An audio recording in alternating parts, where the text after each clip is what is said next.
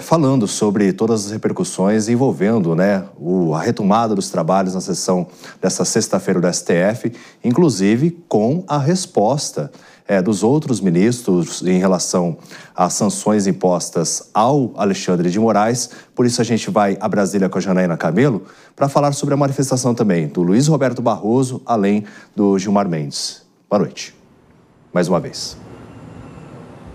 Muito boa noite, David. Mais uma vez para você.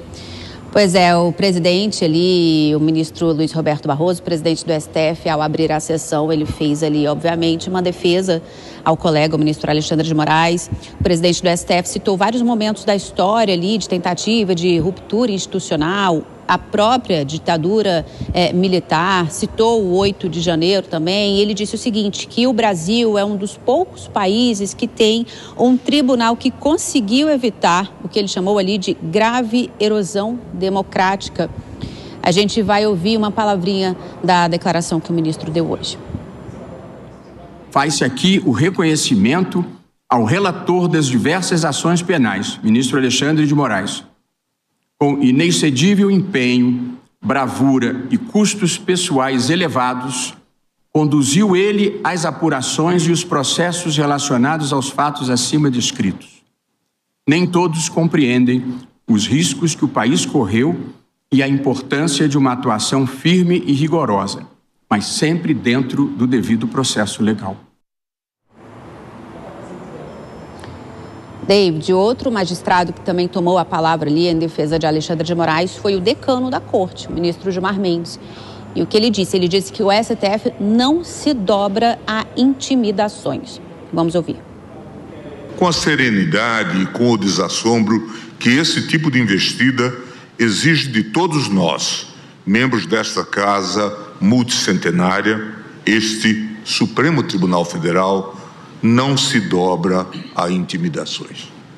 Alguns esclarecimentos, porém, são necessários. Não por qualquer necessidade de prestar contas a quem propaga aleivosias ou promove afrontas e ataques contra o tribunal. Esta exposição se dirige ao povo brasileiro, que é bombardeado diariamente por desinformação nas redes sociais. Em outro momento do discurso do ministro Gilmar Mendes, ele citou alguns momentos ali em que o STF, ele disse ali, foi resistente em momentos ali que acabou se relacionando a questões ideológicas. Aí ele cita também a ditadura militar, ele cita a pandemia da Covid-19 que aconteceu durante a gestão de Jair Bolsonaro e cita o 8 de janeiro. A gente vai ouvir também esse trechinho. Nossos julgamentos não se curvam a interesses políticos, pressões externas ou simpatias ideológicas. A toga que vestimos simboliza a imparcialidade e o compromisso exclusivo com a Constituição. A independência do Poder Judiciário brasileiro é um valor inegociável. Apenas ao povo brasileiro compete decidir sobre seu próprio destino, sem interferências externas indevidas. O ministro Gilmar Mendes, ele também citou o caso de Eduardo Bolsonaro, né, que tem atuado nos Estados Unidos ali, declarando em público que realmente está atuando ali para que haja sanções a autoridades brasileiras, a autoridades do judiciário brasileiro. E o ministro disse o seguinte, ele disse que Eduardo Bolsonaro, representa um verdadeiro ato de lesa pátria.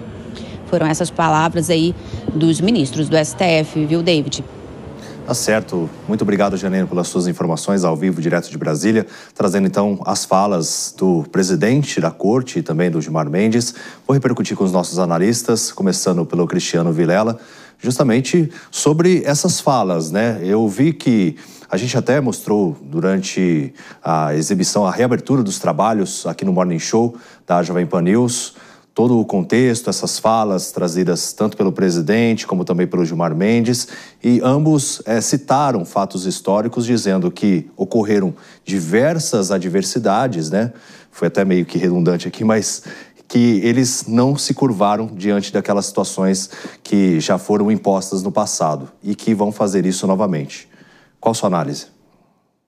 Olha, David, eu vejo que esse tipo de manifestação, ele tem dois momentos de manifestação. Um deles é no sentido e no momento em que os ministros do Tribunal Superior, da Suprema Corte Brasileira, fazem uma defesa institucional diante, claro, de um ataque que foi sofrido por um membro da corte, ou pela corte, de uma forma geral como um todo. Eu vejo que um pronunciamento nesse sentido de defesa da corte e do ministro Alexandre de Moraes, ele é correto, é adequado, é bem-vindo. Agora, eu vejo também que isso não deve fazer com que se entre em outros temas que eventualmente poderão ser objeto de análise do tribunal.